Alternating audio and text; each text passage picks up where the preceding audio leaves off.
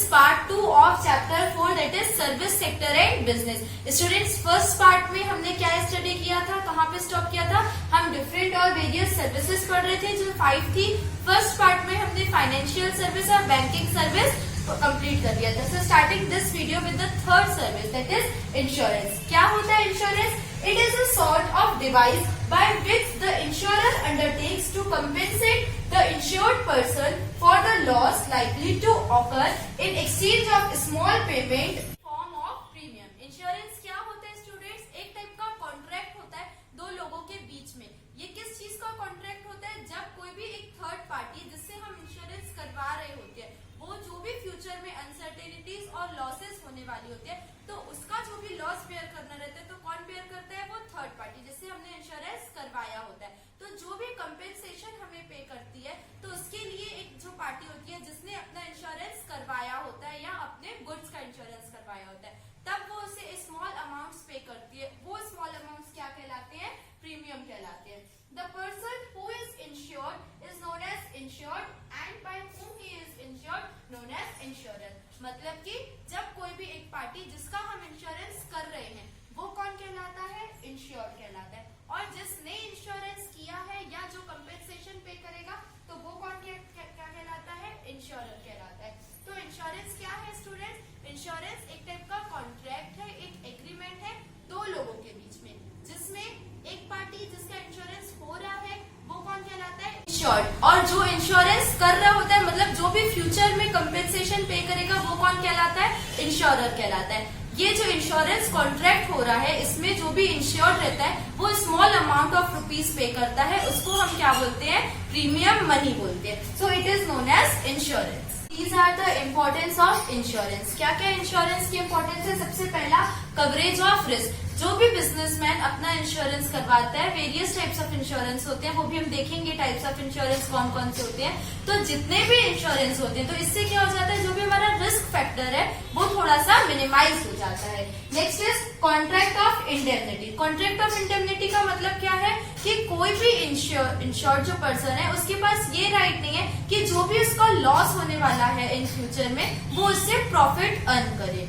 Next is development of confidence. कैसे होता है? जैसे कई बार क्या होता है कुछ बिजनेसमैन ऐसे होते हैं जिनका बिजनेस बहुत ही रिस्की हो जाता है. वैसे तो हर बिजनेस बहुत ही रिस्क फैक्टर को बेयर करता है लेकिन कुछ बिजनेस ऐसे होते हैं जैसे केमिकल से रिलेटेड जितने भी बिजनेस होते हैं तो क्या रहता है जो रिस्क फैक्टर होती है वो ज्यादा रहता है. तो उनके अंदर अपने काम को करने के लिए हमेशा ही एक फेयर बना रहता है, डर बना रहता है. तो अगर हम इंश्योरेंस करवा लेते हैं तो उसके अंदर कॉन्फिडेंस लेवल भी इंक्रीज हो जाता है. Next is generation of employment. अब जैसे इंश्योरेंस हम करवा रहे हैं तो उसके लिए कंपनीज होती है इंश्योरेंस कंपनी तो वहां पे कुछ लोगों की जरूरत भी रहेगी काम करने के लिए. तो इससे क्या होगा जो भी अनएम्प्लॉयमेंट है वो भी खत्म हो जाएगा, लोगों को एम्प्लॉयमेंट मिल जाता है. Next is promotion of saving. क्या होता है? इंश्योरेंस कंपनी जो होती है जैसे मान लीजिए कि किसी ए है कोई पर्सन जिसने अपने हाउस का इंश्योरेंस करवाया ₹5 लाख का. अगर कुछ लॉस होता है फ्यूचर में तो ही उसको वो जैसे वो प्रीमियम मनी पे करेगा किसको? इंश्योरेंस कंपनी को. तो वो जो प्रीमियम मनी वो पे कर रहा है जरूरी नहीं है कि वो उसको रिटर्न में मिले. कब मिलती है? जब इन फ्यूचर में लॉस होता है तभी मिलती है. अभी तक के लिए सेविंग की जो हैबिट है वो भी इंक्रीज हो जाती है. Next is beneficial in getting credit. जैसे क्रेडिटर्स होते हैं. क्रेडिटर्स कौन होते हैं? जो लोग मनी लेंड करते हैं. फॉर एग्जाम्पल ए ने पैसा लिया बी से तो बी ने उसको पैसा दिया तो बी कौन कहलाएगा? क्रेडिटर कहलाएगा. और ए कौन कहलाएगा? डेटर कहलाएगा. तो क्रेडिटर्स जो होते हैं वो भी पैसा कब देते हैं किसी भी पार्टी को?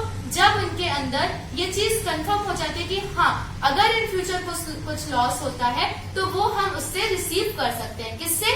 इंश्योरेंस कंपनी से. सो बेनिफिशियल इन गेटिंग क्रेडिट. किसी से हमें क्रेडिट लेने में भी बहुत ही बेनिफिट मिल जाता है. So these are the importance of insurance. Principles of insurance. कौन से प्रिंसिपल्स पे इंश्योरेंस वर्क करता है? So the first one is principle of valid contract. कि दोनों लोगों के बीच में इंश्योरर एंड इंश्योर्ड ये जो दोनों पार्टीज हैं उनके बीच में एक वैलिड कॉन्ट्रैक्ट होना चाहिए. मतलब दोनों का कंसेंट होना चाहिए. कंसेंट मतलब दोनों की रजामंदी एग्रीमेंट होना चाहिए. Next is principle of good faith. Good faith में कॉन्ट्रैक्ट होना चाहिए. कैसे कि जैसे मतलब कोई भी फ्रॉड नहीं होना चाहिए, कोई भी मिसरिप्रेजेंटेशन नहीं होना चाहिए. So it is known as principle of good faith. Next is indemnity. Principle क्या कहलाता है, किसी भी इंश्योर्ड पार्टी को ये राइट नहीं होता है कि जो भी उसका लॉस हो रहा है वो उसमें से प्रॉफिट अर्न करे या प्रॉफिट रिसीव करे।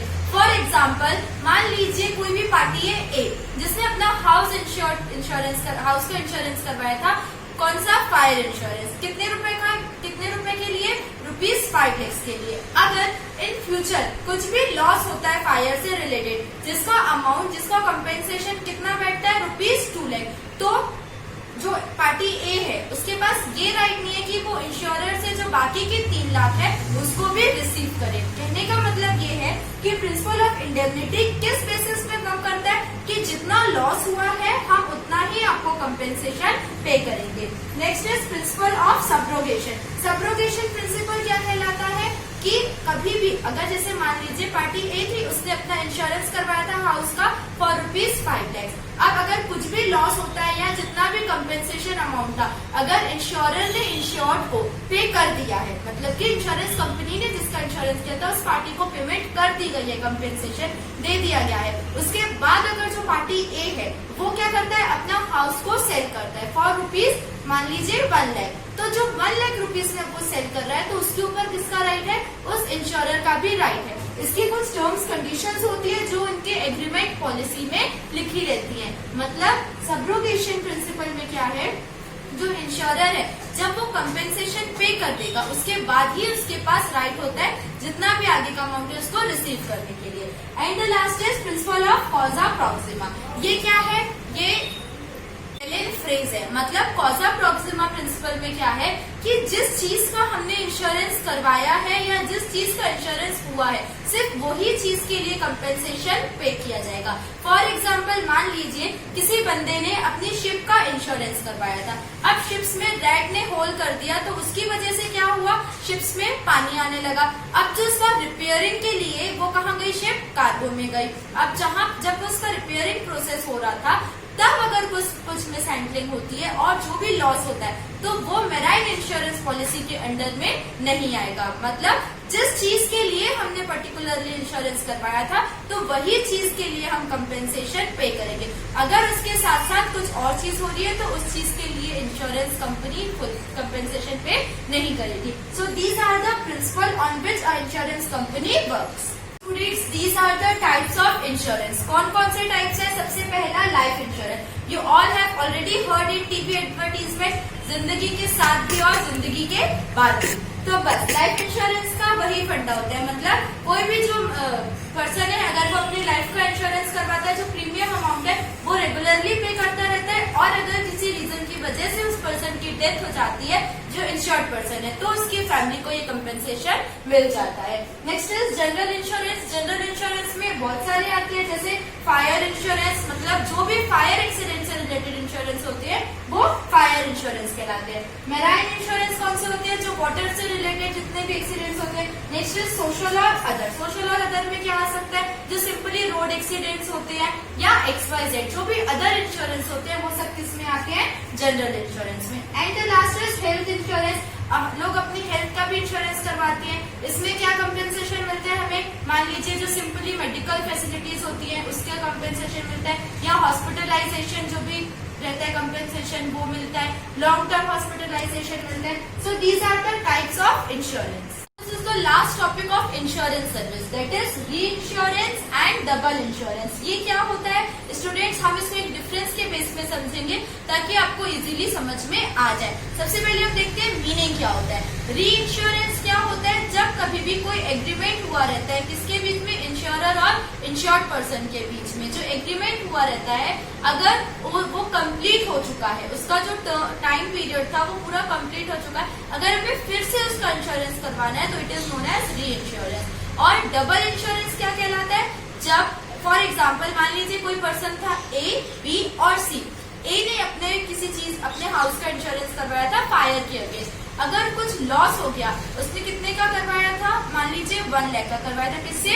B से इंश्योरेंस करवाया था। अब उसे लगता है कि हाँ मुझे और भी ज्यादा रिस्क फैक्टर लग रहा है तो वो सेम चीज का इंश्योरेंस फिर से करवा सकता है। किससे? सी से। अब अगर कुछ लॉस हो जाता है इन फ्यूचर में, मान लीजिए 80,000 का लॉस होता है, तो जो बी है और जो सी है वो दोनों लायबल होंगे पे करने के लिए कंपेंसेशन किसको, ए को। ये क्या कहलाता है, डबल इंश्योरेंस। मतलब एक ही चीज का इंश्योरेंस हमने एक बार किसी पार्टी से करवाया, देन आफ्टर दूसरी पार्टी से करवाया। अब हम देखते हैं इसका डिफरेंस क्या है। सबसे पहला क्या है, initiative. So it is done by the insurer at his own description. जो री इंश्योरेंस होता है वो कौन करता है, इंश्योरर करता है। जैसे उनका एग्रीमेंट डिस्क्रीट हो जाता है, कंप्लीट हो जाता है, उसके बाद वो फिर से उसी चीज का इंश्योरेंस कर देता है। Double insurance, it is done by the insured at his initiative. मतलब डबल इंश्योरेंस कौन करता है, इंश्योर्ड करवाता है, जिसको करवाना है इंश्योरेंस वो अपने अग्रेसिवनेस से करवाता है। Next is possibility, it is possible in fire और मराइन इंश्योरेंस।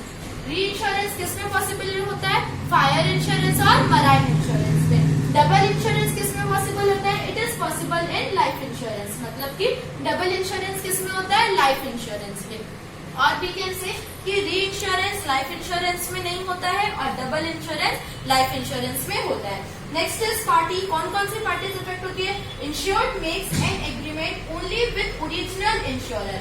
जो भी री इंश्योरेंस करवाते हैं पर्सन, तो वो किससे करता है एग्रीमेंट, जो उसका ओरिजिनल इंश्योरर है सिर्फ उसी से। और डबल इंश्योरेंस में क्या होता है, insured makes agreements with two और मोर पार्टीज। इसमें ओरिजिनल के साथ भी हम कर सकते हैं और उससे ज्यादा के साथ भी हम कर सकते हैं। Next is transfer. Reinsurance में one insurance company can transfer risk to other company wholly और पार्शियली। कोई भी कंपनी किसी और कंपनी को भी ट्रांसफर कर सकती है जो भी रिस्क वो बेयर करे। होली भी कर सकती है, मतलब या तो पूरा या पार्शियली, मतलब कुछ पोर्शन भी कर सकते हैं transfer. There is no transfer of risk. लेकिन डबल इंश्योरेंस में हम किसी अदर पर्सन को ट्रांसफर रिस्क का नहीं कर सकते। सिर्फ जिनके साथ इंश्योरेंस हुआ है वही दोनों एक दूसरे के साथ मिलकर उसको फुलफिल करेंगे। Next is liability. Liability of loss falls on the original insurer. जो भी लायबिलिटी है कंपेंसेशन पे करने की वो किसके ऊपर रहती है, जो भी उसका ओरिजिनल इंश्योरर है। मतलब जो भी जिस भी इंश्योरेंस कंपनी से हमने इंश्योरेंस करवाया होता है। डबल इंश्योरेंस में क्या होता है, all insurers share the loss in proportion to the sum assured by each. इसमें क्या होता है, डबल इंश्योरेंस में मान लीजिए दो लोगों से हमने करवाया था इंश्योरेंस, तो वो दोनों एक दूसरे के साथ मिलके उस चीज का कंपेंसेट कर सकते हैं। फॉर एग्जाम्पल, ए ने इंश्योरेंस करवाया था बी से और सी से। हमने इनको रेशो में कर दिया। अगर बी से कितने का करवाया था, 1 लाख का करवाया था, और सी से कितना करवाया था, मान लीजिए 50,000 का करवाया था। अब जितना भी हमें, मतलब ए को जितना भी लॉस हो रहा है, जो भी कंपेंसेट करना है, तो वो बी और सी के इन रेशो में बट के और फिर वो कंपेंसेशन पे होगा। सो it is the difference between री इंश्योरेंस एंड डबल इंश्योरेंस। अब यहाँ पे हमने हमारी इंश्योरेंस सर्विस पढ़ ली है। अब हम फोर्थ सर्विस स्टडी करने जा रहे हैं, that is communication. Now the fourth service of service sector is communication. क्या होता है communication? It is the process of exchanging or sharing. क्या process है? किस चीज को शेयर करना, one's thoughts, ideas and opinions between two or more persons for mutual understanding. Communication क्या प्रोसेस है student? Exchanging of thoughts, ideas और fact. किस चीज के लिए? दो पर्सन या दो से ज्यादा लोगों के बीच में कम्युनिकेशन होता है। किस वजह से होता है? ताकि वो दोनों के बीच में अंडरस्टैंडिंग अच्छी हो। It may be conveyed verbally और नॉन वर्बली। कम्युनिकेशन हो सकता है वर्बली हो या नॉन वर्बली। वर्बली मतलब क्या होता है? Oral communication. And non verbal communication मतलब क्या होता है? Written communication. So students, what is communication? Communication क्या सर्विस है? किसी भी दो लोगों के बीच में या दो से ज्यादा लोगों के बीच में जब उनके थॉट्स, आइडियाज, ये सारी चीजें एक्सचेंज होती है, किस पर्पज से? For mutual understanding is known as communication. Characteristics and importance of communication. क्या क्या कैरेक्टरिस्टिक्स होते हैं कम्युनिकेशन के? सबसे पहला, 2 पर्सन, मतलब 2 लोग या 2 से ज्यादा लोग होने चाहिए। Next is proper medium. Proper medium होना चाहिए कि किस मीन्स के थ्रू हम कम्युनिकेट करने वाले हैं, व्हाट्सएप के थ्रू, टेक्स्ट मैसेज के थ्रू, कॉल के थ्रू, तो इसीलिए प्रॉपर मीडियम होना चाहिए।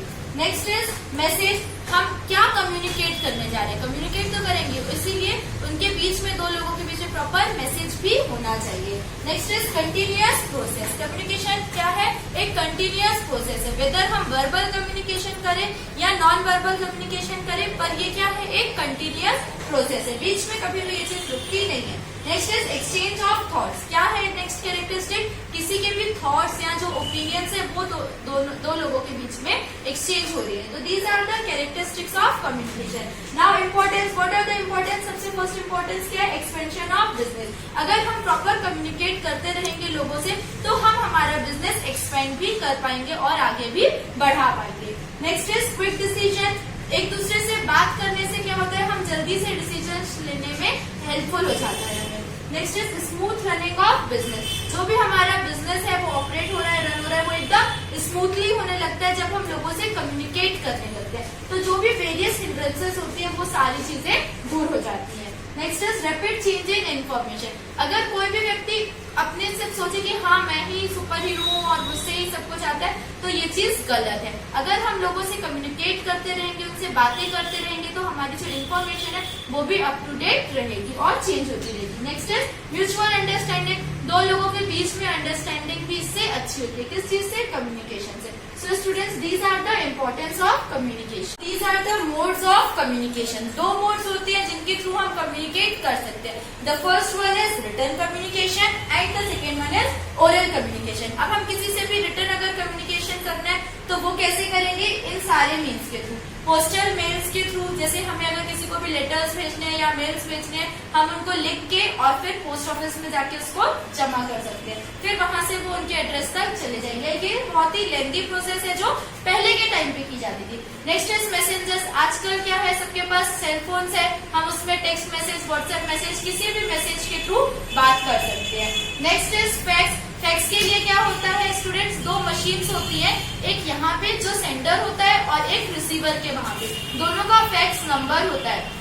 जो भी मैसेज हमें कम्युनिकेट करना है उस चीज को हम टाइप करते हैं और वो एज इट इज उस मशीन में जाता है, तो फिर वहां पे एज इट इज वो प्रिंट आउट निकल जाता है। तो ये क्या कहलाता है, फैक्स मशीन के थ्रू हम कम्युनिकेट कर सकते हैं। नेक्स्ट इज इंटरनेट, आप सब तो आजकल बहुत ही मॉडर्न टेक्नोलॉजी यूज करने वाले बच्चे हैं, तो क्या है इंटरनेट तो आप सभी जानते हैं, आजकल तो पढ़ाई भी सबकी इंटरनेट के थ्रू हो रही है।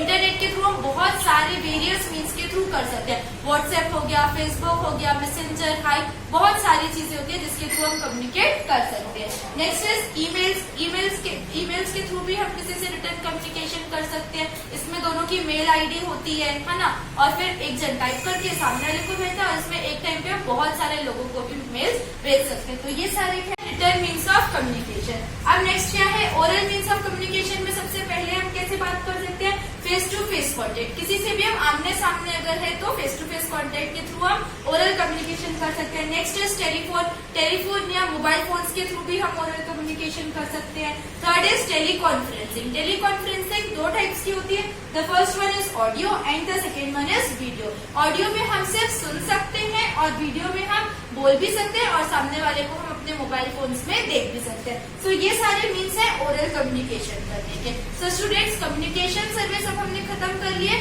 अब हम फिफ्थ सर्विस लास्ट जो है वेयर हाउसिंग को पढ़ने जा रहे हैं। Now the last service is warehousing. ये क्या सर्विस है? By warehousing we mean the place or room. Warehousing से हम क्या समझते हैं, एक प्लेस या एक रूम, किस चीज के लिए, where the manufacturer और businessman keeps the goods, जहाँ पे मैन्युफैक्चरर या बिजनेसमैन अपने गुड्स को सेव करके रखते हैं। आफ्टर प्रोडक्शन, जैसे उनका प्रोडक्शन हो जाता है उसके बाद, क्योंकि जरूरी तो नहीं है कि जैसे हमारा प्रोडक्शन हुआ और हम मार्केट में जाके सेल कर देंगे और हमारे प्रोडक्ट सेल हो जाएंगे, इसीलिए उसको सेव करके रखते हैं in order to keep their quality and quantity in a saleable condition. किस चीज के लिए सेव करके रखते हैं, ताकि इन फ्यूचर अगर किसी भी जैसी डिमांड है हम वैसा उसको सप्लाई कर सके, उसकी जो क्वालिटी है और जो क्वांटिटी है वो वैसी की वैसी रहे।